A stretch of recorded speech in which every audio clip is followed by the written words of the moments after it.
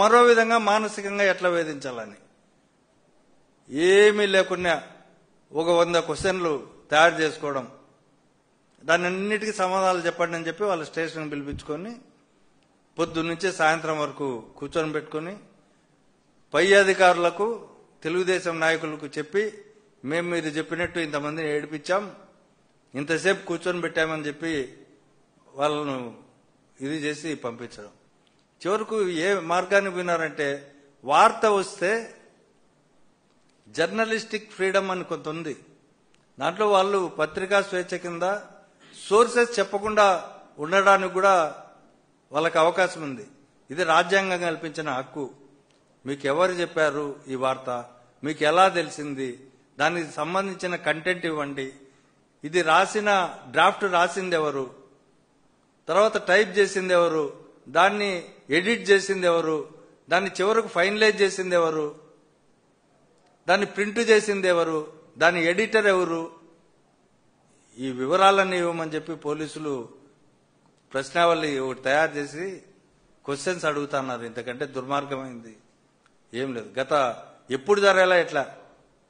గత 5 సంవత్సరాల కాలంలో కూడా జగన్ గారి ప్రభుత్వంలో ఈనాడు, జ్యోతి, మిగతా టీవీ ఛానళ్లు విచ్చలవిడిగా వ్యక్తిత్వ హననం చేస్తే, తర్వాత ఇబ్బందికరమైన రాతలు రాసిన, ఎలాంటి ఆధారాలు లేని వార్తలు రాసిన ఆ ప్రభుత్వ యంత్రాంగం ప్రభుత్వాన్ని పోలీసులను జగన్ గారు ఉపయోగించుకోలే. వాళ్ళకి ఏనాడు నోటీసు ఇలా, పత్రికా స్వేచ్ఛ పైన ఎప్పుడు దాడి చేయలే. కానీ ఈరోజు పత్రికా విలేకరుల పైన కేసులు దాదాపు 17 కేసులు పెట్టారు.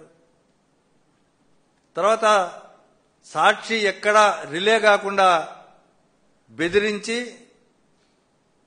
కింద స్థాయిలో కేబుల్ ఆపరేటర్స్ ని ఇది ప్రసారం కాకుండా చూస్తున్నారు.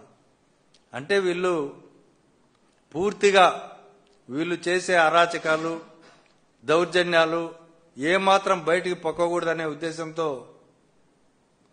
ప్రశ్నించే గొంతుకు నొక్కాలని చెప్పి సూపర్ 6 హామీలన్నింటినీ మర్చిపోవాల జనమని రోజుకొక డైవర్షన్ పాలిటిక్స్ అవలంబిస్తూ ఇలాంటి నీచమైన కార్యక్రమాలకు పాల్పడుతున్నారు.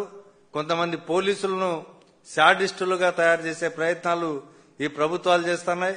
కొంతమందికి పలాని ప్రభుత్వంలో అంటగాగినారు వీళ్ళు అని చెప్పి ముద్రలు వేసి అనేక మందిని ఈరోజు విధుల్లో లేకుండా వీఆర్లో పెట్టిన పరిస్థితి.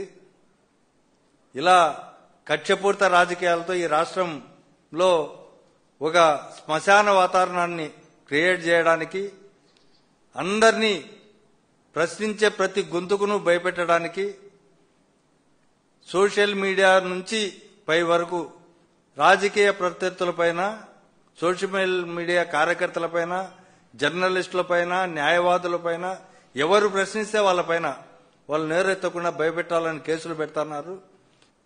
నల్ల కాకి చొక్కాలు విదిలేసి పచ్చ చొక్కాలు వేసుకుని ఈ ప్రభుత్వానికి ఊడిగం చేస్తున్నారు. వాళ్ళు భవిష్యత్తులో చట్టపరంగా మేము తీసుకునే చర్యలకి వాళ్లే బాధ్యులవుతారు. కాబట్టి ఇప్పటికైనా ఇలాంటి బుద్ధి తక్కువ, పనికిమాలిన పనులను, చట్ట వ్యతిరేకమైన పనులను మీ మనసు చంపుకొని, తర్వాత రాజ్యాంగం మీకైతే ఏం చెప్పిందో దాన్ని పాటించకుండా ఉండడాన్ని ఇవన్నీ మానుకొని సమాజ హితం కోసం పనిచేయాలని పోలీస్ డిపార్ట్మెంట్ కూడా విజ్ఞప్తి చేస్తున్నాం.